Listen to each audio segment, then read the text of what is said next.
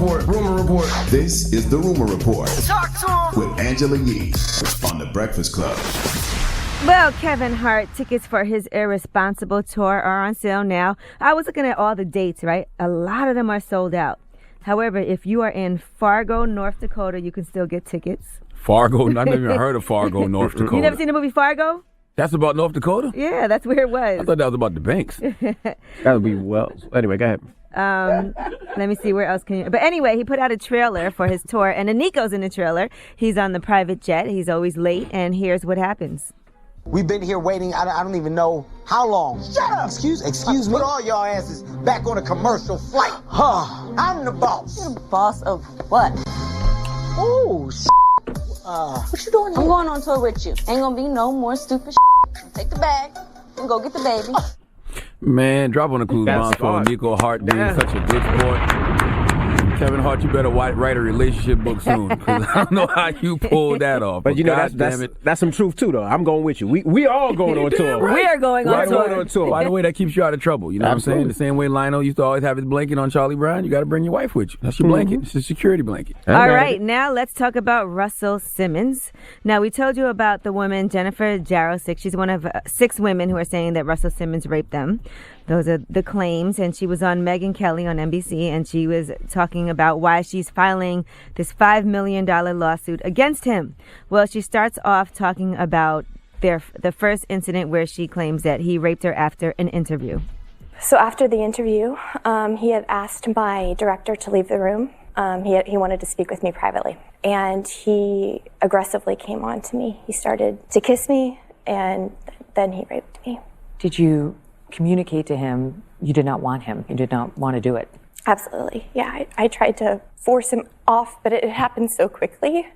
And I just froze. I think I just froze. What year was this?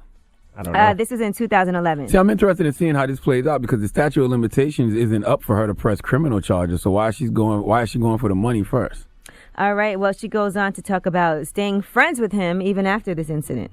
I feel that I was weak in some ways, and I feel like I depended upon him possibly to help with my film. And also he was a friend, so it was all, I kind of blamed myself, and I felt that I'm also very forgiving. All right, she goes on to discuss a second incident that happened, allegedly, where she says he assaulted her in 2016 in L.A. So I went over to his house in Los Angeles, and we were having a meeting, and he pushed me and forced himself on top of me, and I hit my head this time.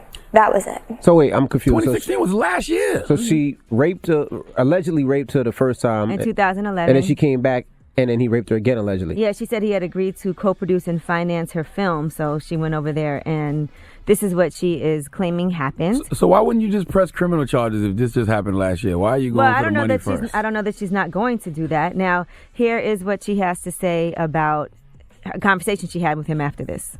He told me, Jennifer, I think it's time we promote something like your film. And I was shocked, and I was conflicted, obviously, because of what had happened to me. When I found out was a couple days later, and I texted him what's going on, and he called me back. He said, my life's being threatened, and I'm deeply hurt by everything that's happening right now. And I said, well, what are you going to do? And he said, I didn't do it. That's when I said, but it happened to me. I'm not here to discredit the accuser. I'm not here to discredit the accused. All I'm saying is her situation doesn't sound like time's up. It sounds like time to get paid. Well, I can't say what it is. And Russell Simmons has responded.